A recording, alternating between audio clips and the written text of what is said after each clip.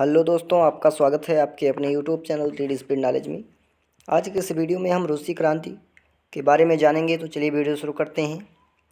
सबसे पहले रूसी क्रांति का स्ट्रक्चर जान लेते हैं कि क्या थी वास्तव में रूसी क्रांति।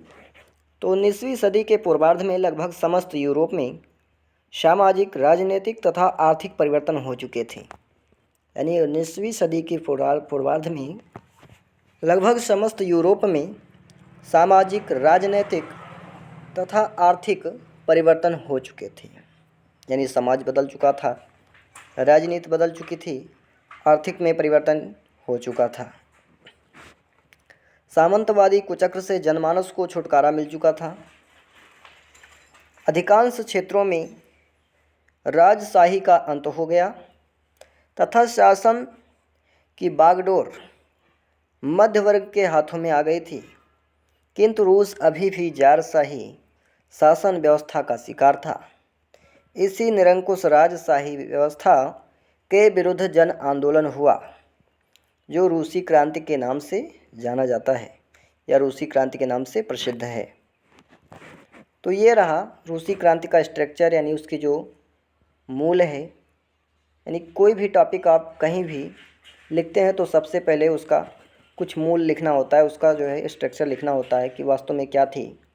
उसके बाद शुरू करते हैं उसका परिभाषा लिखना, उसके बाद उसका कारण, निवारण आदि लिखते हैं। अब इसके आगे देखते हैं कुछ परिभाषा।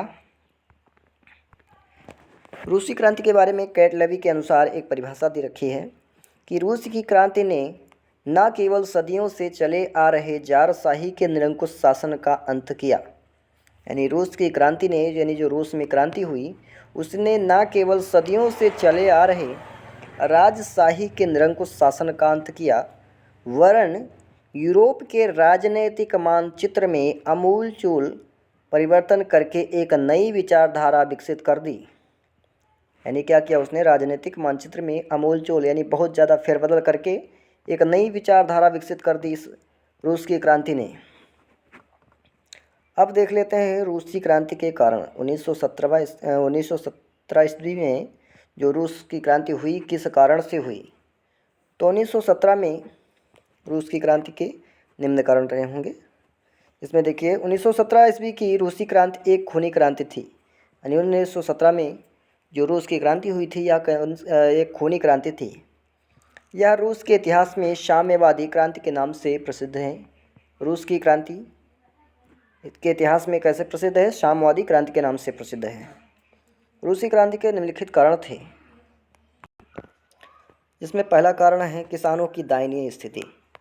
पहला कारण है किसानों की दयनीय स्थिति। रूस की बहुसंख्यक जनता कि जिसका जीवन कृषि पर आधारित था। यानी रूस की बहुसंख्यक जनसंख्या जिसका जीवन कृषि पर आधारित था, यानी जो अपना कार्यभार किससे चलाते थे? कृषि के द्वारा, कृषि कार्य करके अपना जीवन यापन करते थे। इस शासन द्वारा उपेक्षा की गई। उनकी क्या किया गया?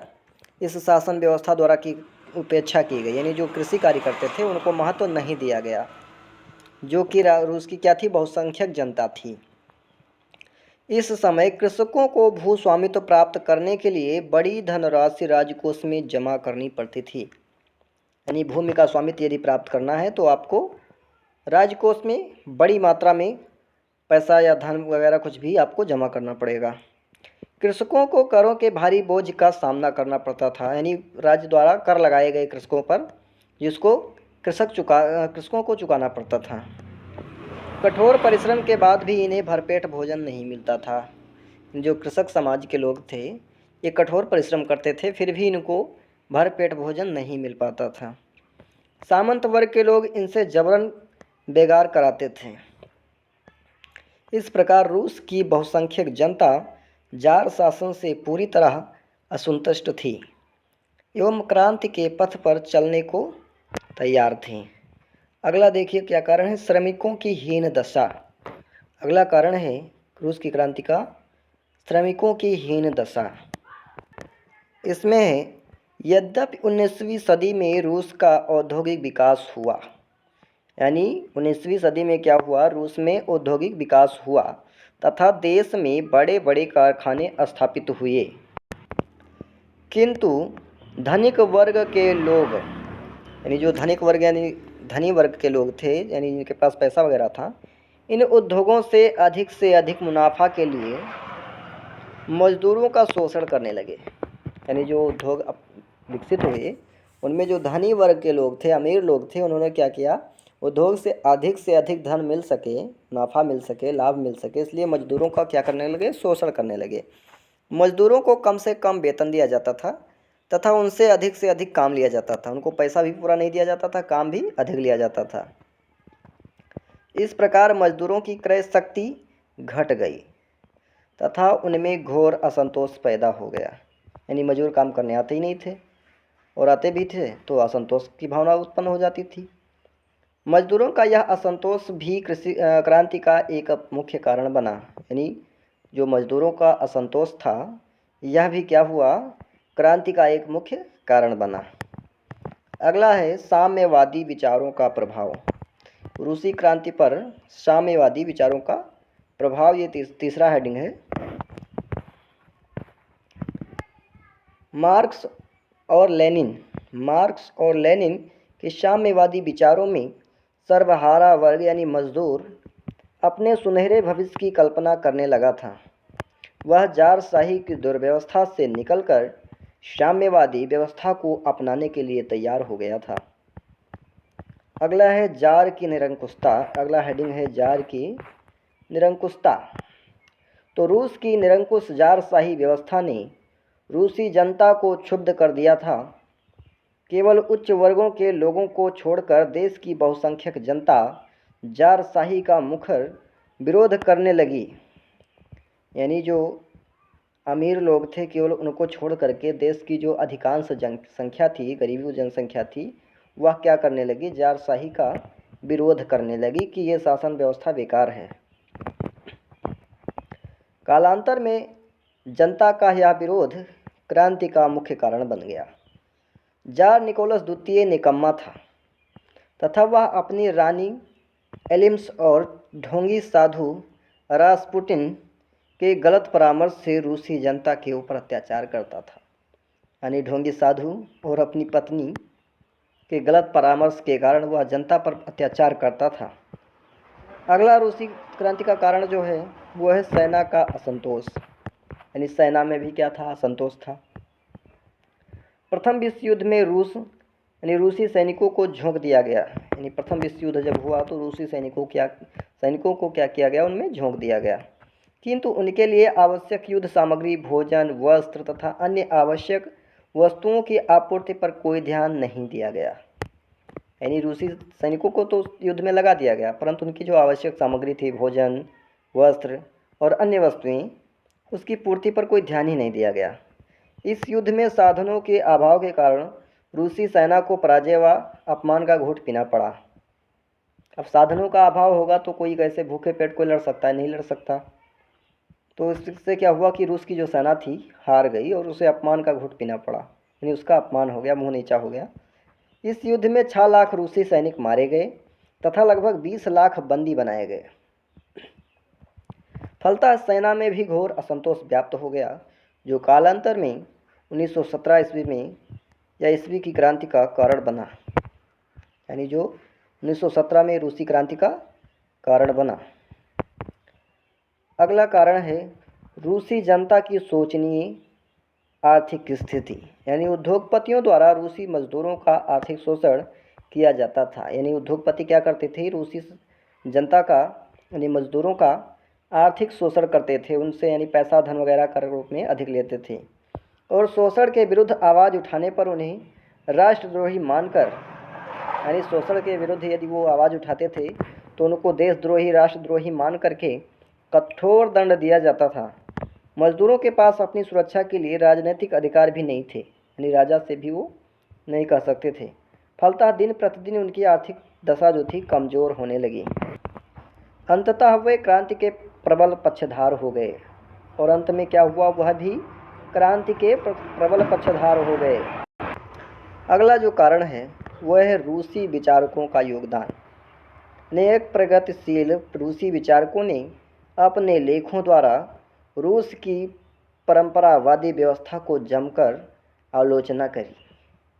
यानी अनेक प्रगतिशील रूसी विचारकों ने क्या किया, अपने लेखकों द्वारा यानी अपने लेखों द्वारा रूस की जो परंपरावादी यानी सदियों से चली आ रही थी घिसी पिटी अर्थव्यवस्था, राज्य व्यवस्था, समाजवादी व्यवस्था, उसकी जम करके क्या की, आलोचना की।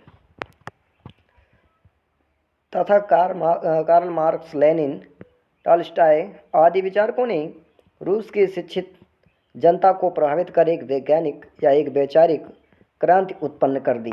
यानी उन्हें विचार करने योग्य क्रांति उत्पन्न कर दी कि अब इस पर विचार करना चाहिए। रूसी क्रांति का अगला कारण है भीषण अकाल। यानी जिस समय रूसी जनता की दुर्व्यवस्था के कारण भूख से व्याकुल होकर हाय हाय कर रही थी, यानी जिस समय रूस की जो जनता थी दुर्व्यवस्था के कारण भूख से व्याकुल होकर के हाय हाय कर रही थी, उसी समय रूस में भीषण अकाल पड़ गया। उसी समय क्या हो गया, रूस में भयंकर अकाल पड़ गया, जिससे सर्वहारा वर्ग की कठिनाइयाँ अत्यधिक बढ़ गई। यानी जो सबसे ज़्यादा जनता थी उसकी कठिनाइयाँ और अधिक बढ़ गई।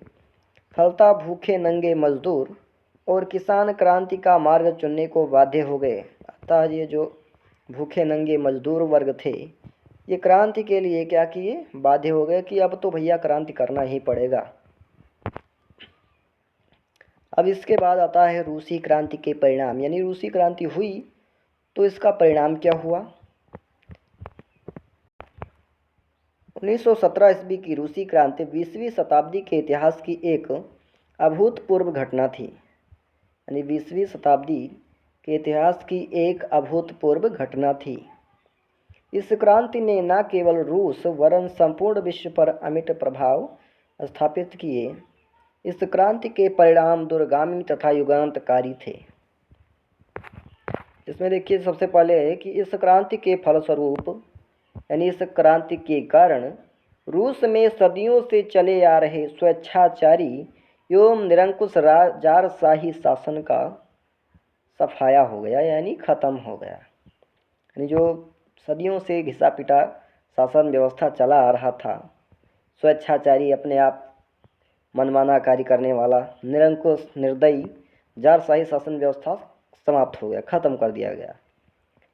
अगला, इस क्रांति के परिणाम स्वरूप रूस में किसानों तथा श्रमिकों का शोषण समाप्त हो गया। यानी इनको पैसा नहीं दिया जाता था, काम अधिक लिया जाता था। किसानों को क्या अधिक कर चुकाना पड़ता था। भू स्वामित्व के लिए इनको बड़ी धनराशि अदा करनी पड़ती थी राजकोष में, वह भी खत्म हो गई। अगला है सामाजिक असमानताएं समाप्त हो गई। यानी सामाजिक असमानता समाप्त हो गई। आप ऊंचे हैं, आप निम्न हैं, वैसा है वैसा है, ये असमानता जो थी समाप्त कर दी गई। यानी सबको बराबर स्थान मिला। रूस में लोकतंत्रात्मक व्यवस्था के आधार पर किसानों एवं श्रमिकों की सरकार बनी। यानी लोकतंत्रात्मक व्यवस्था के आधार पर किसानों एवं श्रमिकों की सरकार बनाई गई।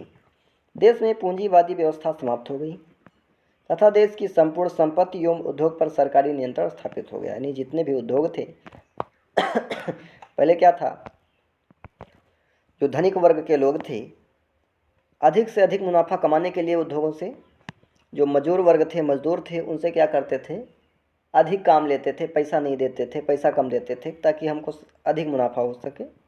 इसलिए उद्योगों पर सरकारी नियंत्रण स्थापित कर दिया गया ताकि ऐसा ये ना कर सकें। देश में औद्योगिक विकास की गति तेज हो गई।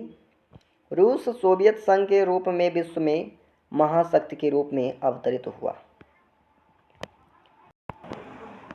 यानी रूस सोवियत संघ के रूप में विश्व में महाशक्ति के रूप में अवतरित हुआ। यानी सोवियत संघ का जब विघटन हो गया तो उसका उत्तराधिकारी कौन बना, रूस बना। इसके आगे है देश के संसाधनों का प्रयोग व्यक्तिगत हित के लिए न होकर के, यानी देश में जो भी संसाधन उपलब्ध था उसका प्रयोग किसी व्यक्तिगत यानी किसी व्यक्ति के निजी हित में ना होकर के बल्कि बहुजन हिताय किया जाने लगा कि लोगों के लिए है, ना कि किसी एक के लिए है। रूसी साम्राज्यवाद का अंत हो गया। जो देश रूस के उपनिवेश थे उन्हें स्वतंत्रता प्रदान कर दी गई। यानी जो उनके नियंत्रण में थे उनको क्या किया गया, स्वतंत्र कर दिया गया। चर्च की शक्ति का अंत हो गया। अब इसके बाद देख लेते हैं रूसी क्रांतिकारियों के प्रमुख उद्देश्य क्या थे। यानी क्रांतिकारियों ने इतना कुछ करा तो क्यों करा, इनका उद्देश्य क्या था। तो रूसी क्रांतिकारियों के निम्नलिखित प्रमुख उद्देश्य थे। पहला है, रूसी क्रांतिकारी रूसी समाज में शांति की स्थापना करना चाहते थे। वे निरंतर युद्ध आदि से ऊब गए थे, इसलिए वे शांति चाहते थे। यानी बार बार युद्ध होता रहता था रूस में। प्रथम विश्व युद्ध में मारे गए, उसके बाद रूसी क्रांति हुई, खूनी रविवार की क्रांति हुई 1905 में। इसलिए वो क्या हो गए, ऊब गए। निरंतर युद्ध करते करते कोई भी हो ऊब जाएगा, ये ऊब गए, इसलिए वे शांति चाहते थे। अगला है, कृषकों की आर्थिक दशा में सुधार करने के लिए वे कृषकों को भूस्वामित्व प्रदान करने के पक्षधर थे। वो चाहते थे कि कृषकों को भूस्वामित्व प्रदान करी जाए। अगला है, पूंजीपतियों द्वारा मजदूरों का आर्थिक शोषण समाप्त करने के लिए वे उद्योगों मजदूरों का नियंत्रण स्थापित करना चाहते थे। यानी उद्योगों पर मजदूरों का नियंत्रण स्थापित करना चाहते थे कि मजदूर भी इस पर अपना नियंत्रण रख सकें। पूंजीवादी व्यवस्था को समाप्त करना क्रांतिकारियों का मुख्य उद्देश्य था। पूंजीवादी व्यवस्था को समाप्त करना क्रांतिकारियों का मुख्य उद्देश्य था। अगला है, रूसी क्रांतिकारी समाजवादी व्यवस्था को स्थापित करना चाहते थे। इस प्रकार रूसी क्रांतिकारी रूस में स्वतंत्रता, समानता एवं भाईचारे की भावना पर आधारित प्रगतिशील समाज की स्थापना करना चाहते थे।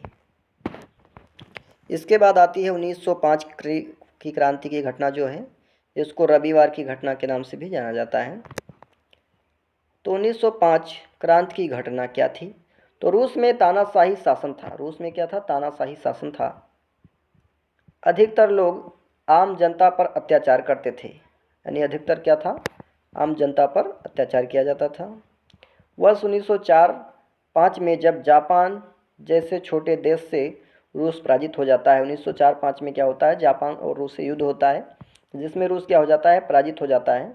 तो रूस के लोगों ने अपनी मांगें पूरी करवाने के लिए सेंट पीटर्सबर्ग के दुर्ग में इकट्ठे हो गए। यानी जो रूस के लोग थे अपनी मांग मनवाने के लिए राजा से क्या हुए, सेंट पीटर्सबर्ग में एकत्रित हो गए।